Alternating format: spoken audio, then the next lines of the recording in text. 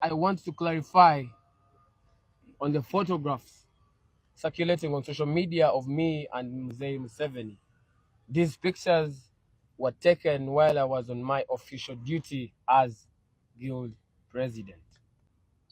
At the launch of the Research and Innovation Week, representing over 45,000 students of diverse political minds, beliefs, and I think it is at this point that I encourage Ugandans to enhance tolerance for diversity.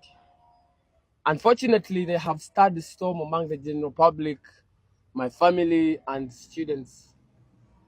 Some opportunists are also using them to tell blatant lies for their benefit. Makerere University is a public institution, and General Museveni, by virtue of his office as stipulated in Article 99, subsection 3 of the Constitution of the Republic of Uganda, which vests executive authority in him to be responsible for the welfare of the citizens and safeguard the Constitution and laws of Uganda, among others. Ugandans must know that in hierarchy and the tree of administration at Makerere University, Mzee Museveni is the visitor on top of the chancellor and the chairperson for the university council. It is from this that the office of the president derives its mandate of providing leadership in public policy management and good governance. It is my line of duty to account, follow up, and question Mr. Museveni's day-to-day business, because the power is in our hands to do so, not only as a student but as a guild president in regards to Makerere University. Relenting from my duties as a guild president of this institution makes me a populist, not an executor.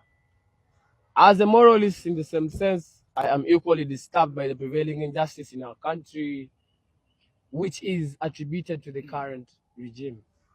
However, in my line of duty, I find myself sharing the same workspace with government officials. Lest we forget, I am guild president because of the will of God and that of the students of this great university who are my electorate. That means I must put students' interest above my personal and political beliefs. I urge the general public not to blame or condemn my family, especially my father, Mr. Nyanzi Sentamu, for my actions as a guild president. I've spoken time and again that my father has independent roles as a national mobilizer for the National Unity Platform, but equally, that only ends outside the university, because as guild president, my father doesn't tantamount to being a guild presidential advisor. My family has stood firm against oppression in this country, and I honor their courage.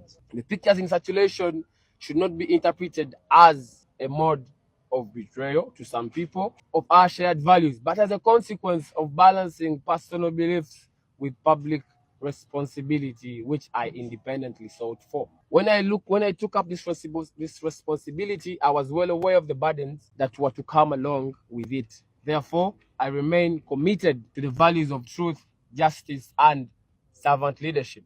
I will continue to walk in the light of our shared ideas and work tirelessly for a better Makerere and Uganda, where every voice is heard, respected, and protected. We build for the future. Let's get hard for God and my country. As a son and as a Mugandan boy or man, it is utterly very disrespectful of me to speak back to my father. And I request that issues regarding my family or what my father did in his capacity, I cannot speak anything more to what he said. However, like I've told you, I had a conflict between my personal beliefs and public responsibility. I believe for my actions, I was only fulfilling my official duty as the guild president. But it is very indisciplined of me to respond to my father, and I request we narrow my discussions elsewhere rather than family. Thank you.